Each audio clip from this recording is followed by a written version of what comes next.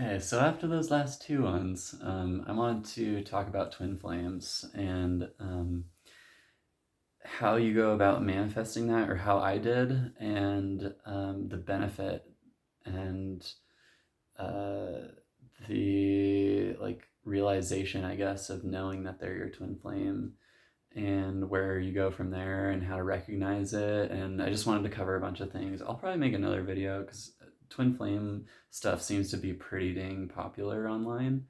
But so like when I was like 20, or when I was like, or so growing up, I was like straight growing up, and it wasn't until I was like 19 or so, around the same time that like my spiritual awakening started happening, that I started having thoughts about guys too.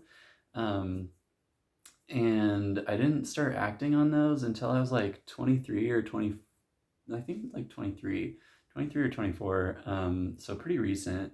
And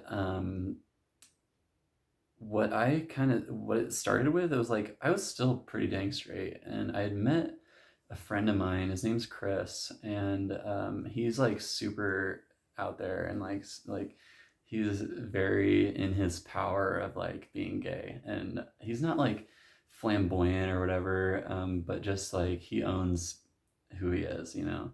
And he I met him at a bar, at a cigar bar where I used to smoke cigars, and he just like was a being that I was really looking for, and really like our meeting was very synchronistic, and he's an amazing person. But I always told him like, dude, I'm straight. Like, don't worry. Let's just be friends or whatever. And he's like, oh, we'll fix that. And I was like, okay, whatever. And he started taking me to gay bars, and gay bars are super fun, like dancing and stuff. Like nobody gives a fuck about anything, you know. And I started thinking like I've been having these thoughts, and like I know like souls are pure light body souls aren't really like, we don't really have sexes. I mean, I don't know. I think that's debatable too. I've also thought about like Archangel Michael being like the embodiment of the masculine, and like with the sword, you know. And but I don't know. I digress. So yeah, I started going to these gay bars, and then I started thinking about that, how if I'm really like getting over my ego and getting over this programming that I've been a part of for my whole life, saying that straight guys can't experiment with other guys, you know, or straight, um, then what have I been doing? Like, I want to try this almost as like a philosophical experiment, you know. If I can truly get over my ego, then I can truly get over like blowing a dude. You know, that's kind of personal, but you know, that's how it started. And I started hooking up with guys, and it I never really saw it as like an end all thing, like, oh, I'm just gonna like switch over to being gay or whatever. It was kind of, like I said, it was kind of just a philosophical experiment. And then I started dating my boyfriend, and we're going through like a break period. I'll get into that stuff too right now. But yeah, I started dating my boyfriend, and I started falling in love with him. And at first, it was kind of rough because, and that's another aspect about it, is like he didn't come across as being a spiritual person at all, but I think it was meant to be like that. And people, let me go off on this tangent really quick. People really have this idea, especially in the spiritual community, that they need to be with a partner that's also very spiritual, which I think, like, after going through this with my twin flame, is like, that's not true at all. And that again, and that's what brought me to him, is that I originally went into experimenting with guys because I wanted to grow as a person. I wanted to grow, make my consciousness expand and learn, you know. And that's the whole point of a twin flame, and how I really think I manifested him, is because I was doing this for growth and not for sexual pleasure, or like to lean on somebody. I just wanted to grow and experiment and learn who I truly am as a soul, you know, and that's what brought him to me. And yeah, I started falling in love. In the beginning, it was kind of rough, like I said, because I was thinking that he wasn't spiritual enough for me, or like he didn't do yoga, or like he didn't meditate all the time like I did, and but then and like because of that, I started having these dreams where I like had this dream where I was brought into this room and this woman came up to me. And this was when I was thinking, like, I don't know this before or after, but let me go off on another tangent. I had this experience with him where I walked down to the side of this lake up in Fort Collins with him, and I kissed him on the edge of the lake, and the sun was hitting my face at the time. And when that happened, it was the first time I had ever experienced this, but I saw this huge wave of green light, and it was like all these in this wonderful fractal pattern while I was kissing it with my eyes closed, and the sun was like part of that, you know, and it was all these green sparkles everywhere, and in that moment of bliss, like I wasn't perceiving anything. It was just being. It was like pure beingness mixed with like pure love, and that was the moment where I was like, "Oh my god!" And and it honestly kind of made me scared because um, I like I said, I grew up my whole life thinking that I was going to marry a woman and be with a woman, but having that experience with him, it was challenging and hard for me to accept, and I think that's what led into these dreams where like in this one dream I was taken into this room and this woman came up to me in this room, and I was sleeping next to him at the time, and she came up to me in this dream and said, "You need to wake up right now and break up with him." And I woke up right after she said that, and I was like, "Oh my god, what the f?" Like, I'm like falling in love with him, but I also have all these other thoughts going on, and it was really really hard for me. And I did end up breaking up with him, and I I did for a lot of reasons, or not a lot, but like I wanted to experience women again because he was my first relationship with a guy, and it was like I said, it was just scary almost, and because of that, and I was still thinking about being like judged and stuff by my friends and family because he's like a little dainty prince, and he looks young. He's younger than me. He's like 20. But yeah, I was going through that.